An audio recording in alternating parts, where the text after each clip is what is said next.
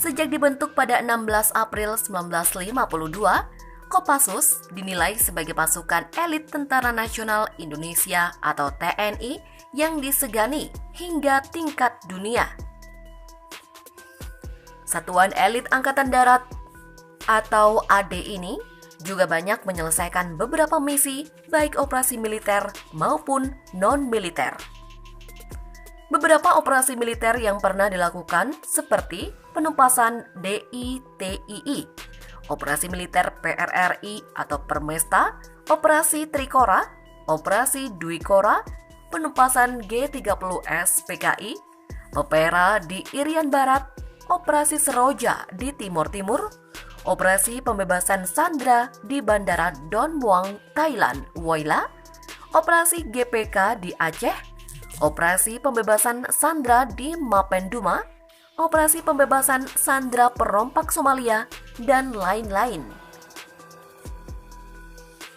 Selain itu, misi Kopassus bersifat rahasia. Mayoritas kegiatan tugas Kopassus pun tidak diketahui secara menyeluruh. Beberapa misi rahasia itu diantaranya penyusupan ke pengungsi Vietnam di Pulau Galang untuk membantu pengumpulan informasi untuk dikoordinasikan dengan pihak Amerika Serikat atau CIA, penyusupan perbatasan Malaysia dan Australia, dan operasi patroli jarak jauh di perbatasan Papua Nugini. Di sisi lain, dari berbagai keberhasilan dan prestasi itu, nama Kopassus kerap juga dikaitkan dengan sejumlah isu pelanggaran hak asasi manusia atau HAM. Berikut ulasan selengkapnya tentang pasukan elit kebanggaan Republik Indonesia yang dirangkum IDN Times dari berbagai sumber. Yang pertama, terbentuknya Kopassus. Sejarah lahirnya Kopassus tak bisa dipisahkan dari pemberontakan di Maluku oleh kelompok yang menamakan dirinya RMS atau Republik Maluku Selatan pada Juli 1950. Dilansir dari laman kopassus.mil.id, kala itu pimpinan Angkatan Perang Republik Indonesia segera mengerahkan pasukan untuk menumpas gerombolan tersebut. Operasi ini dipimpin langsung oleh Panglima Tentara Teritonum III, Kolonel Alexander Evert Kawilarang. Sedangkan sebagai komandan operasinya ada di bawah pimpinan Letkol Slamet Riyadi. Operasi ini memang berhasil menumpas gerakan pemberontak, namun dengan korban yang tidak sedikit dari pihak TNI. Setelah dikaji, ternyata dalam beberapa pertempuran, musuh dengan kekuatan yang relatif lebih kecil seringkali mampu menggagalkan serangan TNI yang kekuatannya jauh lebih besar. Hal ini bukan hanya disebabkan semangat anggota pasukan musuh yang lebih tinggi atau perlengkapan yang lebih lengkap, namun juga taktik dan pengalaman tempur yang baik serta kemampuan tembak yang tepat dan gerakan perorangan. Peristiwa inilah yang akhirnya mengilhami Letkol Slamet Riyadi untuk membentuk suatu satuan pemukul yang dapat digerakkan secara cepat dan tepat untuk menghadapi berbagai sasaran. Cita-cita Letkol Slamet Riyadi ternyata tidak dapat diwujudkan karena gugur pada salah satu pertempuran.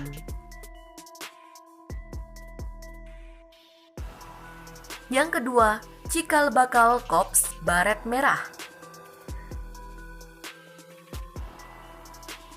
Tanggal 16 April 1952, terbentuklah Kesatuan Komando Teritorium 3 yang merupakan Cikal Bakal Korps Baret Merah itu.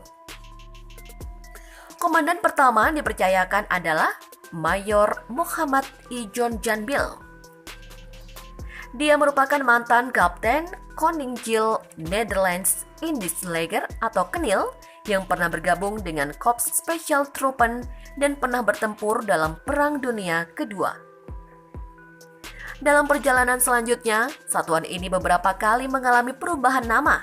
Di antaranya, Kesatuan Komando Angkatan Darat atau KKAD pada tahun 1953. Selanjutnya, pada 1955 berubah menjadi Resimen Para Komando Angkatan Darat atau RPKAD dengan menambah kualifikasi kepada setiap prajuritnya.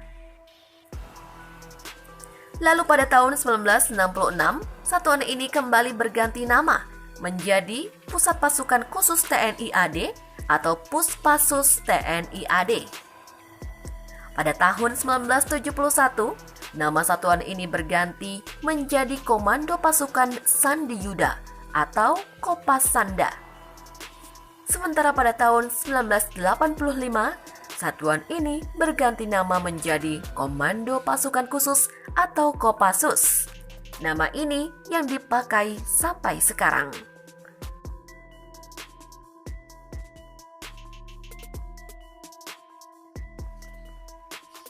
Yang ketiga, arti lambang Kopassus. Pataka Komando Pasukan Khusus Tribuana Candraka Satya Dharma merupakan lambang atau gambar yang terdapat pada Pataka Kopassus. Lambang ini sama dengan emblem yang dikenakan setiap anggota di baretnya. Emblem ini awalnya dirancang oleh Letda Infanteri Dodo Sukanto pada tahun 1955. Dia merupakan perwira Biro Pengajaran yang dibantu oleh juru gambarnya, Sersan Hasan.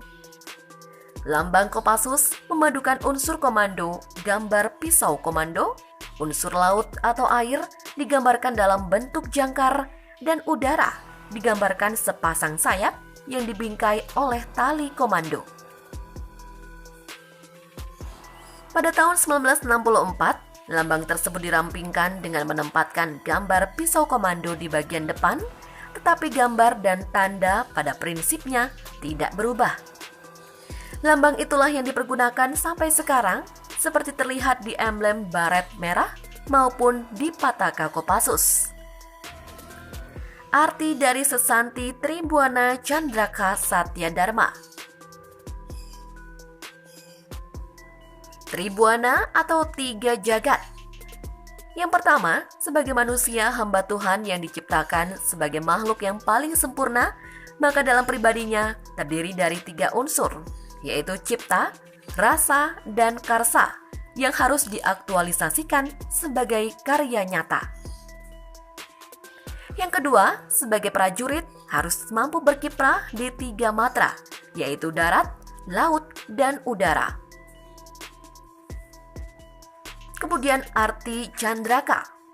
Yang pertama, sebagai senjata ampuh berbentuk tombak bermata tiga dan hanya digunakan pada saat terakhir dalam pertempuran.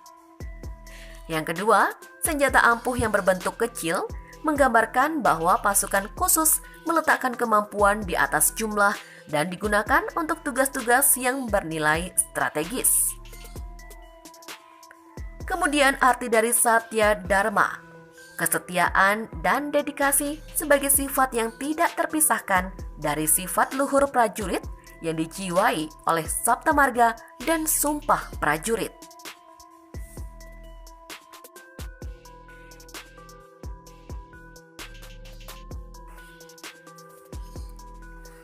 Fakta berikutnya, setiap prajurit Kopassus dibekali kemampuan tempur yang tinggi. Kopassus selalu beroperasi dalam satuan kecil dengan mengandalkan serangan yang cepat dan mematikan. Pasukan ini biasanya melakukan tugas penyusupan, pengintaian, penyerbuan, antiterorisme, dan berbagai jenis perang non-konvensional lainnya. Untuk itu, setiap prajurit Kopassus dibekali kemampuan tempur yang tinggi. Nama Kopassus juga dikenal oleh dunia internasional berkat kesuksesannya membebaskan 57 sandera pembajakan pesawat Garuda 206 oleh kelompok ekstremis Islam, Komando Jihad pada tahun 1981. Sejak saat itu pula, Kopassus sering dilibatkan dalam operasi anti-terorisme di Indonesia dan dianggap sebagai salah satu pasukan elit paling mumpuni di dunia. Tak hanya itu, atas segudang prestasinya, Kopassus banyak dilirik oleh negeri jiran untuk mengikuti latihan bersama, di antaranya Myanmar, Brunei, dan Filipina.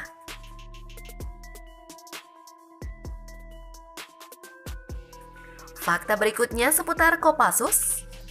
Yang kelima, Kopassus dan dugaan kasus pelanggaran HAM.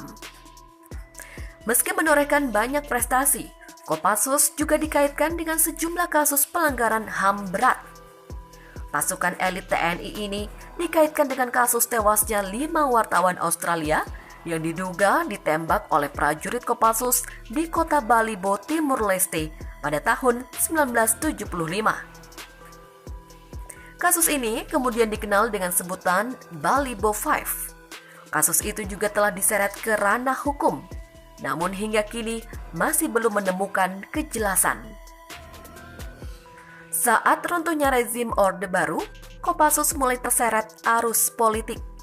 Pasukan elit yang saat itu dipimpin oleh Prabowo Subianto dituding menculik belasan mahasiswa serta menyulut kerusuhan massal pada Mei 1988.